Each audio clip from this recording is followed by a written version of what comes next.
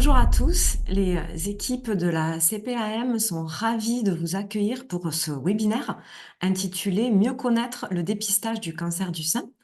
L'intervenante de ce jour donc, sera le docteur Marie Bichara, qui est médecin responsable au Centre régional de coordination des dépistages des cancers de la Haute-Garonne. Elle nous fait l'honneur de participer et de vous expliquer tout ce qui concerne en fait, le cancer du sein et surtout l'intérêt et la promotion du dépistage. Merci à tous pour votre écoute et il est temps pour moi de laisser la parole au docteur Bichara. Merci, docteur. Bonjour à toutes et tous. Aujourd'hui, nous allons effectivement parler du cancer du sein et de son dépistage. Euh, Au cours de ce webinaire, nous allons revoir rapidement la définition d'un cancer. Qu'est-ce qu'un cancer? Comment est-ce qu'il apparaît? Ce qui permettra ensuite de mieux comprendre pourquoi le cancer du sein, il est important d'en parler et puis de mettre en place une lutte vraiment efficace parce que c'est quand même le premier cancer le plus fréquent chez la femme. Et ensuite, nous aborderons le dépistage des cancers du sein d'une manière plus précise. Juste une petite slide pour rappeler ce qu'est le CRCDC. Donc, le CRCDC Occitanie, Centre régional de coordination des dépistages des cancers en Occitanie. C'est une structure régionale qui travaille beaucoup avec l'assurance maladie et l'Agence régionale de santé pour la mise en place sur le territoire régional des grands programmes de dépistage des cancers, que sont le dépistage du cancer du sein, dépistage du cancer du côlon et le dépistage du cancer du col de l'utérus. Donc, nous faisons le lien entre les tutelles, les professionnels de santé et la population pour essayer de sensibiliser au maximum les gens à l'intérêt du dépistage. Alors, pour commencer, une petite introduction concernant les cancers en France. Donc, le cancer, c'est une maladie chronique qui touche de plus en plus de monde. On observe une augmentation régulière du nombre de nouveaux cas, c'est ce qu'on appelle l'incidence, hein. Vous voyez qu'on a plus de 400 000 nouveaux cas chaque année. C'est un chiffre qui va en augmentation régulière, tout simplement parce que la population vieillit. Il y a énormément de cancers qui sont liés à l'âge. Et puis, on va les chercher davantage aussi, on en parle davantage, donc les gens se font davantage dépister, donc on a un nombre qui augmente régulièrement. La bonne nouvelle, par contre, c'est que la mortalité est en baisse régulière depuis plusieurs années. Même si le cancer reste la première cause de mortalité en France, il y a quand même de plus en plus de nouvelles thérapeutiques qui vont aider à améliorer la prise en charge. Parmi tous les cancers, le plus fréquent, c'est celui du sein, donc le cancer du sein, qui représente 31,8% des cancers de la femme. Il est suivi par le cancer de la prostate et par le cancer du côlon, qui touche les deux sexes pour le coup. Donc aujourd'hui, nous allons parler du cancer du sein et on comprend son intérêt d'en parler puisque donc c'est le cancer le plus fréquent. Alors, comment apparaît un cancer? Donc, je vous ai dit, un cancer, c'est vraiment une maladie chronique, c'est-à-dire que c'est une maladie qui va s'installer progressivement et qui va rester longtemps dans l'organisme. Euh, Cette maladie, le cancer, elle est à point de départ cellulaire. Tout commence par une mutation au niveau des cellules, au moment de la multiplication des cellules, hein, qu'on appelle la mitose.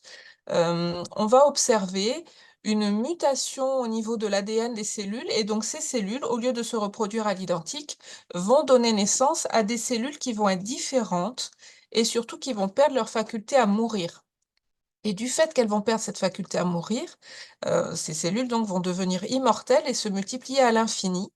Et tant qu'on ne va pas les trouver, mettre en évidence ce paquet de cellules qui va aller en grossissant, eh bien, voilà, ces cellules cancéreuses vont prendre de plus en plus de place dans l'organisme, au détriment des tissus sains. Euh, alors, pourquoi ces mutations, pourquoi ces bugs dans la multiplication des cellules? Ben, parfois, on retrouve des facteurs dans le mode de vie, par exemple, des personnes, ce qu'on va appeler des facteurs évitables. Parfois, on sait qu'il existe des facteurs liés à la constitution même de l'organisme, par exemple l'hérédité, la génétique, le vieillissement. Donc ça, on va parler de facteurs inéluctables, on n'a pas vraiment la main dessus. Et puis malheureusement, il existe encore des facteurs qu'on ne connaît pas. Et c'est vrai qu'on constate encore beaucoup de cancers pour lesquels on n'a absolument aucune explication. Toujours est-il que quand ce cancer est apparu, il va donc évoluer progressivement dans l'organisme, d'abord en étant tout petit, puis en prenant de plus en plus de place.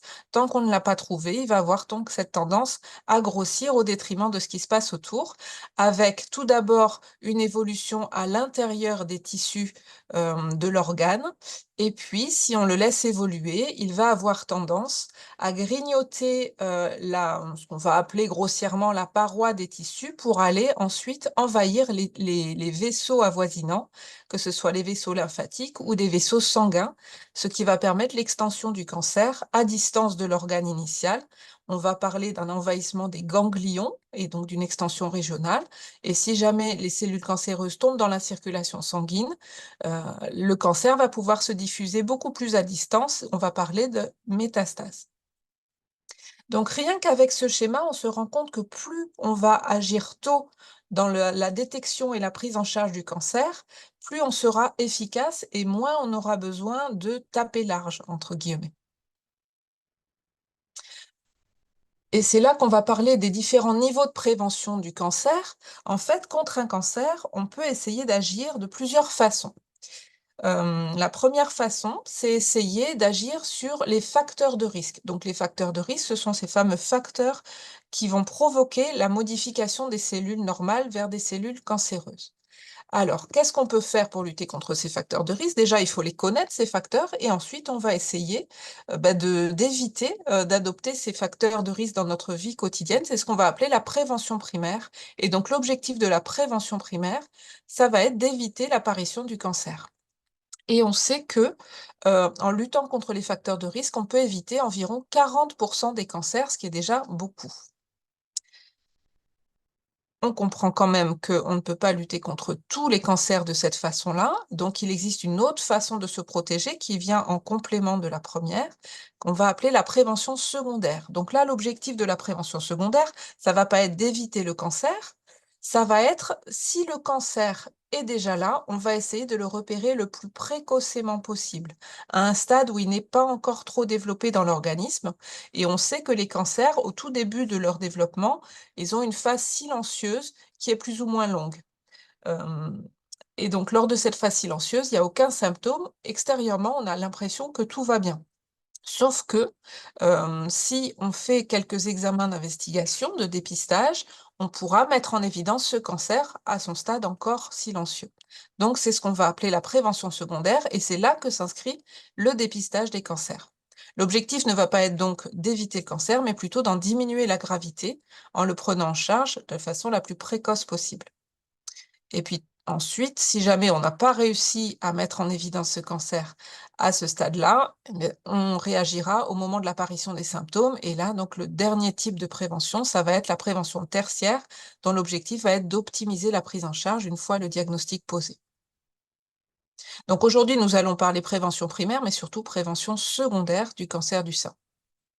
Juste un petit mot sur la prévention primaire. D'une manière générale pour les cancers, on sait que parmi les facteurs de risque, les plus fréquemment rencontrés pour les cancers d'une manière générale, ce sont le tabac, et vraiment de très très loin. Si vous regardez à gauche, vous voyez que le tabac est retrouvé dans au moins 20% des cancers. Vous avez également, la consommation d'alcool et on ne parle pas forcément de consommation très élevée puisqu'on sait qu'à des doses même relativement faibles, l'alcool peut avoir, un rôle sur l'apparition des cancers.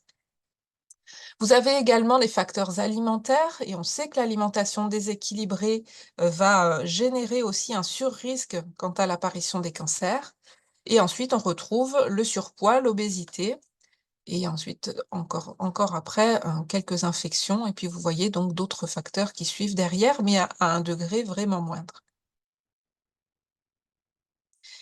Donc ça, c'était la prévention primaire. Pour la prévention secondaire, le dépistage, c'est donc quelque chose qui va être proposé, aux personnes qui a priori vont bien, hein, puisqu'on a vu que l'objectif du dépistage, c'était d'aller repérer le cancer avant qu'il ne devienne symptomatique. Donc on va proposer des examens de surveillance de façon régulière à des populations qui vont bien. L'objectif va être de diminuer la mortalité liée à ce cancer et Le dépistage, on va pouvoir le proposer pour des cancers qui sont fréquents et pour lesquels on sait qu'on a une chance de dépister parce que ces cancers-là sont d'évolution globalement lente. Donc le cancer du sein se situe typiquement dans cette catégorie. C'est pour ça qu'on va pouvoir mettre un dépistage du cancer du sein en place. Alors, le cancer du sein, qu'est-ce que c'est? Et là, vous voyez que j'ai mis le entre guillemets parce qu'on a plutôt tendance à dire les cancers du sein. Tellement, ce type de cancer est variable, hein, suivant le type de cellules concernées. Dans le sein, il y a plusieurs entités différentes. Là, vous voyez ici, une coupe d'un sein, qui montre la composition de la glande mammaire. Donc la glande mammaire, son objectif, c'est l'allaitement, bien évidemment. Et là, on voit que cette glande mammaire est constituée de ce qu'on appelle des lobules, donc ces espèces de petites masses en grappe là. Ce sont dans les lobules que, le lait est fabriqué et ensuite le lait est acheminé par des canaux. Donc ce sont, voilà, ces petites structures bleutées. Donc le lait est acheminé par les canaux jusqu'au mamelon. Donc la glande mammaire, elle est constituée des lobules et des canaux. Et suivant la structure de départ où va apparaître le cancer, on va avoir des cancers de type lobulaire ou des cancers de type canalaire.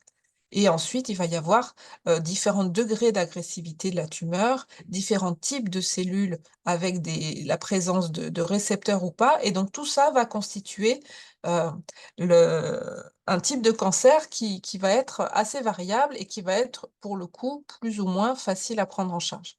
Tout autour de la glande mammaire, on a de la graisse. Voilà, et donc c'est cette graisse qui, petit à petit, quand on prend de l'âge, va prendre davantage de place dans la poitrine et avec donc une involution de la glande mammaire au fur et à mesure. Alors, le cancer du sein, je vous ai dit tout à l'heure que c'était le cancer le plus fréquent chez la femme, c'est même le cancer le plus fréquent tout court, tous sexes confondus, puisqu'il peut toucher l'homme également. C'est la première cause de mortalité par cancer chez la femme. Ça ne veut pas dire que c'est le plus grave, mais en nombre absolu, vu qu'il est très fréquent, c'est lui qui entraîne le plus grand nombre de décès. On considère qu'il y a à peu près une femme sur 8 qui sera confrontée au cancer du sein dans sa vie. La bonne nouvelle, c'est qu'il a quand même un taux de survie qui est plutôt bon, 88% de survie à 5 ans, tous stades confondus. Donc ça veut dire que globalement, on sait de mieux en mieux le prendre en charge. Et vous voyez dans le dernier petit carré que le cancer du sein est un cancer qui est quand même beaucoup lié à l'âge. 80% des cancers du sein ont plus de 50 ans, concernent des femmes de plus de 50 ans. Donc c'est pour ça aussi qu'on va, entre guillemets, mettre le paquet vis-à-vis de cette population-là en termes de prévention et de dépistage, parce qu'on sait que le risque de cancer du sein va augmenter au fur et à mesure que la femme va avancer en âge. Ça ne veut pas dire qu'il ne faut pas en parler avant, hein, on le voit, il reste 20% des cancers du sein qui concernent des femmes plus jeunes. Et donc, il existe d'autres modalités de surveillance pour les femmes plus jeunes, surtout quand on a mis en évidence des facteurs de risque chez elles. Alors, quels sont les signes cliniques évocateurs du cancer du sein?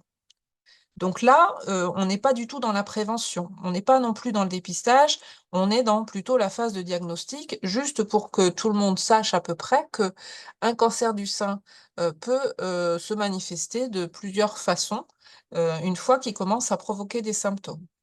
On peut évoquer un cancer du sein devant l'apparition d'une masse qu'on va pouvoir palper dans la poitrine. Parfois, cette masse va provoquer une voussure, une bosse au niveau de la peau. Parfois, au contraire, la tumeur va avoir tendance à attirer les tissus vers l'intérieur et au lieu d'une voussure, on va plutôt avoir une espèce de zone de rétractation au niveau de la peau, comme un creux qui apparaît. Ça aussi, ça doit être un signe d'alerte. Cette rétractation peut également, survenir au niveau de la région du mamelon et donc on peut avoir, de façon partielle ou totale, une invagination du mamelon, c'est-à-dire que le mamelon, le téton va avoir tendance à rentrer un peu vers l'intérieur. Il peut également, hem, le cancer se manifester sous forme d'un écoulement ou d'un suintement du mamelon. Alors, ce ne sont pas des grosses gouttes, hein, qu'on pourrait imaginer, mais plutôt, on va observer des taches au niveau du soutien-gorge ou bien l'apparition de petites croutelles au niveau du mamelon. Donc, si on observe ce type de symptômes, c'est important d'en parler très rapidement à son professionnel de santé pour voir s'il est nécessaire d'investiguer. Ça ne veut pas forcément dire que c'est un cancer, hein, ça c'est important de le dire aussi. Mais par contre, il vaut mieux éviter de laisser les symptômes s'installer tranquillement parce que si c'est un cancer, il vaut mieux essayer de réagir vite. Autre symptôme qui peut être provoqué par un cancer du sein, ben, un changement de la taille ou de la forme du sein, l'apparition d'une rougeur au niveau de la peau qui ne va pas partir, qui va rester vraiment présente plusieurs jours, plusieurs semaines, plusieurs mois sans diminuer. Un eczéma au niveau du mamelon, l'apparition par transparence de veines sous la peau à certains endroits du sein. Parfois, la peau va s'épaissir un peu et va prendre l'aspect comme la peau d'une orange, un peu piquetée, avec une espèce de relief. Donc, on va appeler ça un aspect peau d'orange. Et puis, ben, parfois, le cancer du sein, on va s'en rendre compte au moment où il aura commencé à envahir les ganglions des aisselles. Et donc, on va sentir des ganglions quand on prend sa douche, par exemple, et qu'on se nettoie, qu'on se frotte. On va sentir des ganglions sous les aisselles. Et parfois même, ces ganglions sont tellement gros qu'ils vont pouvoir comprimer les vaisseaux lymphatiques et provoquer l'apparition d'un œdème du bras. Mais là, vraiment, on est dans le cas d'un cancer qui commence à être très évolué. Donc tous ces signes-là, c'est vrai que c'est important de les connaître pour pouvoir réagir vite si jamais ils apparaissent, mais l'important, c'est surtout de ne pas attendre qu'ils apparaissent et d'essayer de se surveiller au moment où tout va bien et où on n'a aucun signe, justement. Alors, un petit aparté sur les facteurs de risque du cancer du sein, les principaux facteurs de risque du cancer du sein. Alors, il y en a de deux types. Il y a des facteurs sur lesquels on n'a absolument pas la main. Et on l'a dit tout à l'heure, le simple fait d'être une femme va faire qu'on a, alors une chance sur 8, c'est très mal utiliser les mots, un risque sur 8 d'avoir un cancer dans sa vie. Donc c'est déjà énorme. On a vu aussi que l'âge jouait, donc plus on avance en âge, et notamment à partir de la barrière des 50 ans, le risque augmente de façon assez importante. Et puis, on a d'autres facteurs de risque qui sont propres aussi à chaque femme. Si une femme a déjà eu elle-même un cancer du sein, ben, c'est important qu'elle se surveille toute sa vie parce que c'est un cancer qui malheureusement peut récidiver des années après. Et donc, voilà, on a un surrisque par rapport à d'autres femmes. Pareil, si on a été pris en charge pour des lésions précancéreuses, on a plus de risques que d'autres femmes d'avoir un cancer du sein, donc il faudra se faire surveiller de façon spécifique. Autre sur-risque, c'est quand on a au moins une personne dans sa famille proche qui a eu un cancer du sein. Donc la famille proche, c'est vraiment ce qu'on va appeler la famille au premier degré, donc les parents, la mère, le père, puisqu'on a vu que ça pouvait toucher les hommes aussi, les frères, la fratrie, les frères-sœurs, ou les enfants, filles, fils. Quand on a déjà un certain âge, on peut avoir des enfants qui ont un cancer du sein. Donc quand on a un cas, voire plusieurs cas de cancer du sein dans sa famille proche, on est soi-même à risque augmenté d'avoir un cancer du sein, et donc il faudra le signaler pour être surveillé de façon plus adaptée. Il y a certaines familles aussi qui ont des prédispositions génétiques, c'est-à-dire qu'on va retrouver des mutations génétiques dans ces familles, hem et ces mutations vont être responsables de cas vraiment très nombreux dans une même famille. C'est très rare, mais ça nécessite une prise en charge des femmes de cette famille notamment, de façon très, très précoce. Et puis après, il existe d'autres facteurs plus de type hormonal, toujours parmi les facteurs non modifiables. Le cancer du sein, c'est un cancer qui est, sensible aux œstrogènes et donc plus on a une phase longue d'imprégnation œstrogénique dans sa vie, plus le risque va être important. Alors après, il faut faire attention, c'est pas un sur-risque très, très, très important, c'est un sur-risque, voilà, qui est beaucoup moins important, par exemple, que le fait d'avoir des cas dans la famille.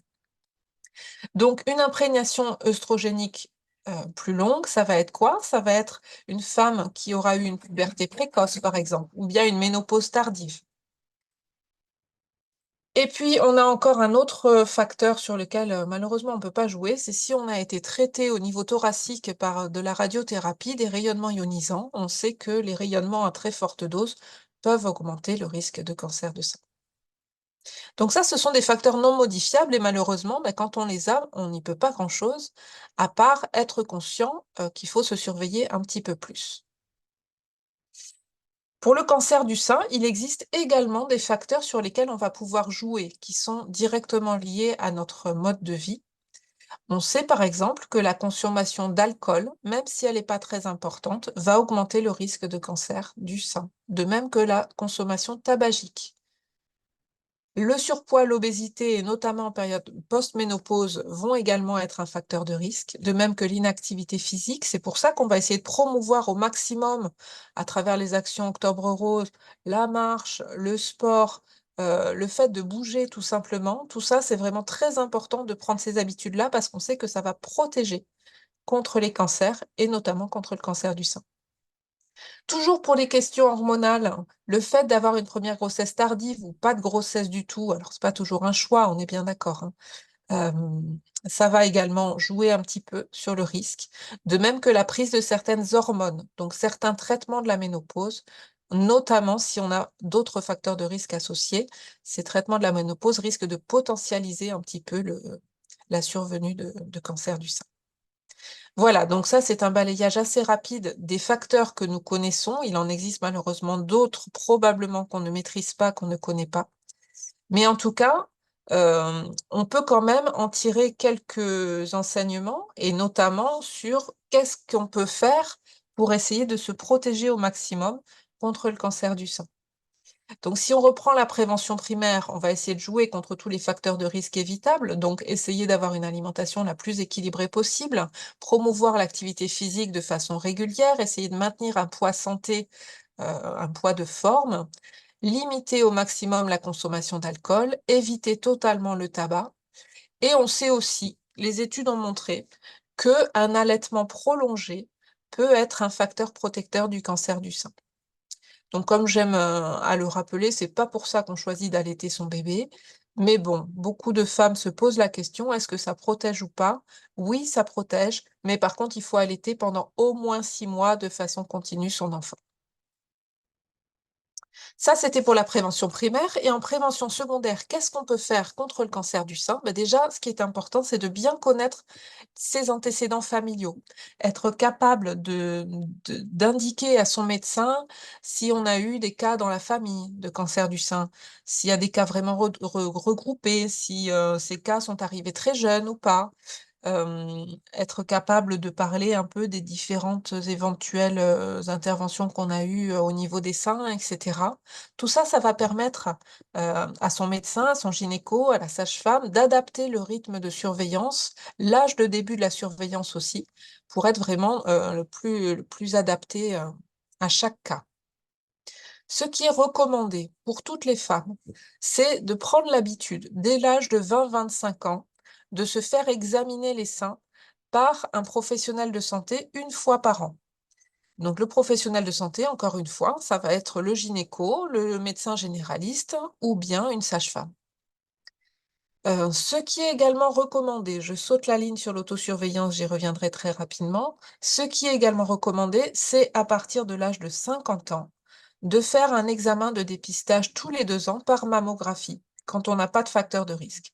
Quand on a un facteur de risque, quand on a des facteurs de risque, je vous l'ai dit déjà, il vaut mieux adapter et commencer plus tôt. Mais pour les femmes qui n'ont pas de facteur de risque, les recommandations, c'est de commencer vers l'âge de 50 ans, un dépistage tous les 2 ans.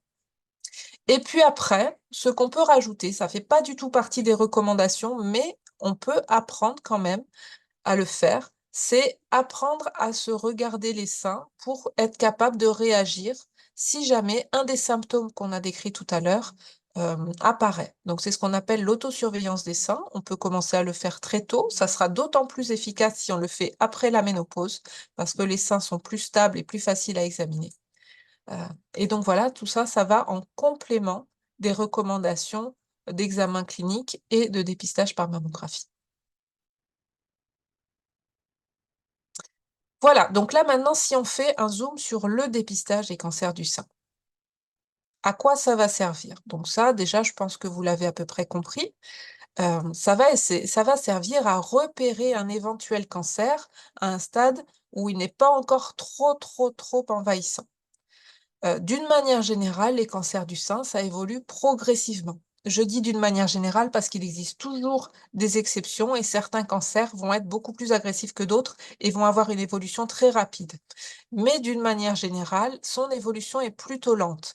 Et donc, vous voyez là progressivement cette invasion du sein par le cancer qui est figuré en noir là sur les différents schémas. Et donc, on voit ce cancer qui au départ est tout à fait localisé au sein d'une structure mammaire. Et puis, petit à petit, parce qu'on ne l'a pas trouvé, il va grossir, grossir, d'abord à l'intérieur du sein. Et puis, vous voyez en quatrième image, il va commencer à envahir la structure ganglionnaire, hein. Donc, les ganglions, ce sont ces petits chapelets de petites boules qui sont reliés entre elles par les vaisseaux lymphatiques. Et donc, pour le sein, les ganglions sont situés au niveau des aisselles. Et donc, ce sont ces ganglions-là qui vont être envahis en premier si jamais le cancer commence à sortir du sein et à grignoter un peu autour. Et puis, la phase encore ultérieure d'invasion va être donc l'apparition de lésions à distance, donc ce qu'on va appeler des métastases, qui vont donc être pour le coup plus difficiles à prendre en charge puisqu'il va falloir taper beaucoup plus fort. Encore une fois, d'une manière générale, le temps d'évolution d'un cancer du sein est très long et un cancer du sein, ça apparaît à peu près en 10 à 15 ans. C'est-à-dire qu'entre le moment où on a les premières anomalies cellulaires et le moment où on a de vrais symptômes qui se manifestent, on a 10 à 15 ans qui se passent. Ce qui veut dire qu'on a largement le temps de proposer des examens de surveillance à intervalles réguliers. Et donc, ces examens de surveillance, ça va être le dépistage par mammographie. Et on estime que pour le cancer du sein, si on arrive à détecter ce cancer à un stade précoce, on va trouver des cancers qui seront de très très bons pronostics avec plus de 95% de survie.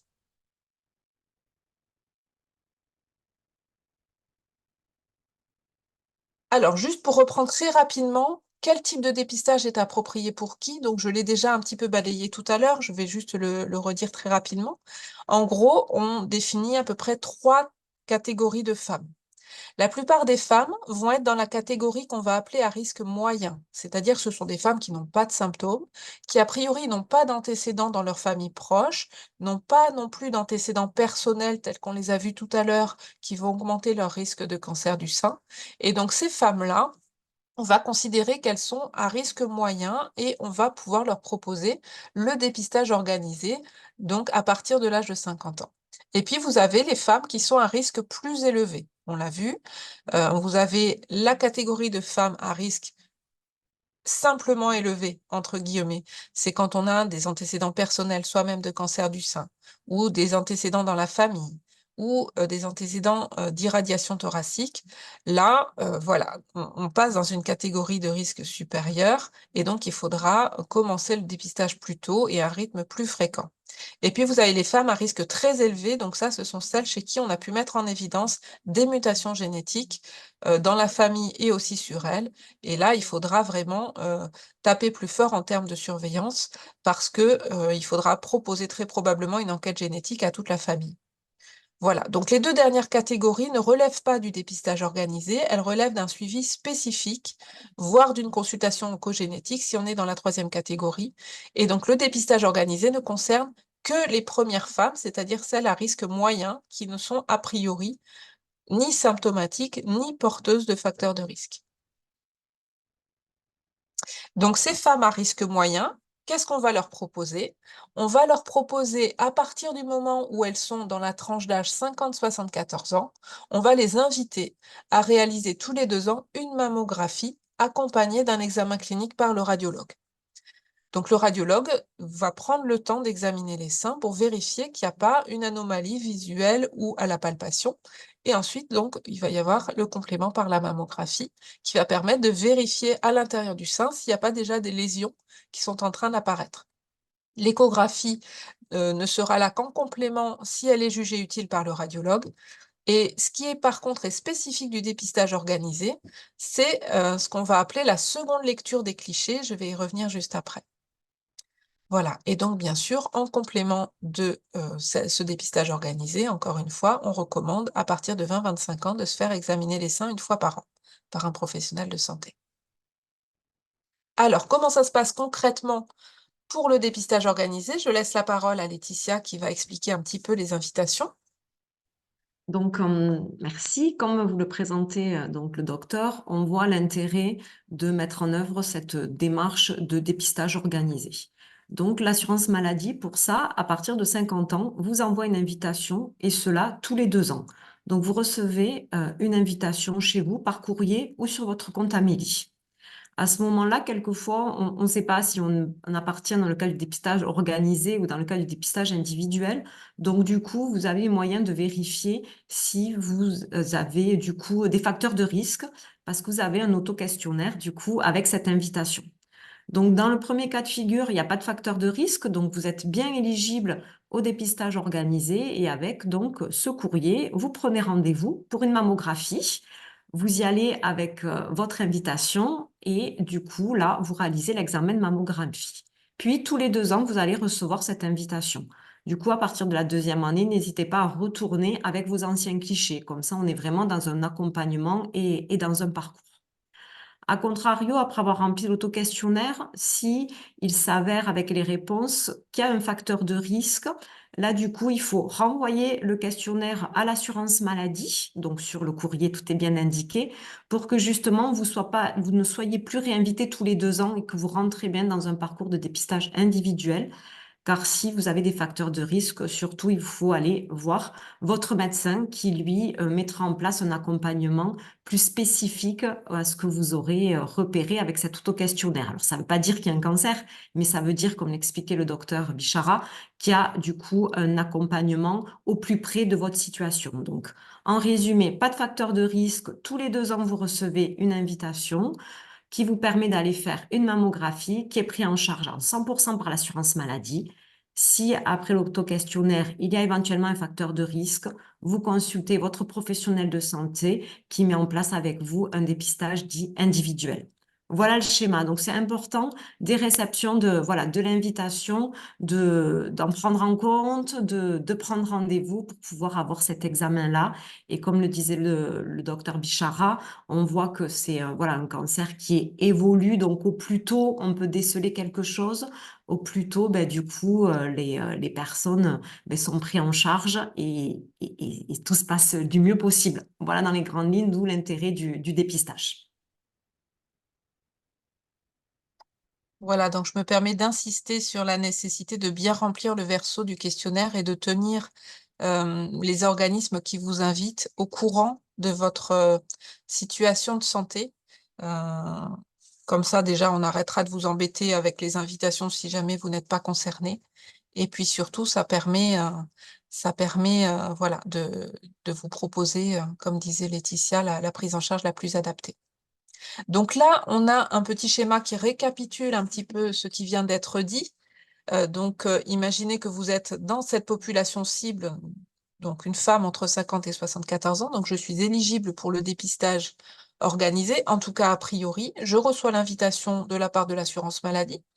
Je vérifie que je ne corresponds pas aux critères d'exclusion.